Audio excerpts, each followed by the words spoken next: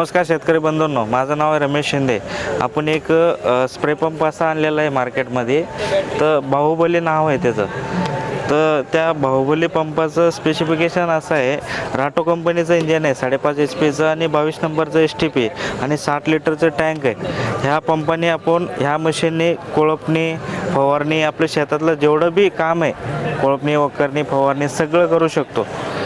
आणि तर ह्याच्यामध्ये गिअर सिस्टम आहे सर, त्यात फॉरवर्ड रिव्हर्स असे दोन्ही पण गिअर चालतात.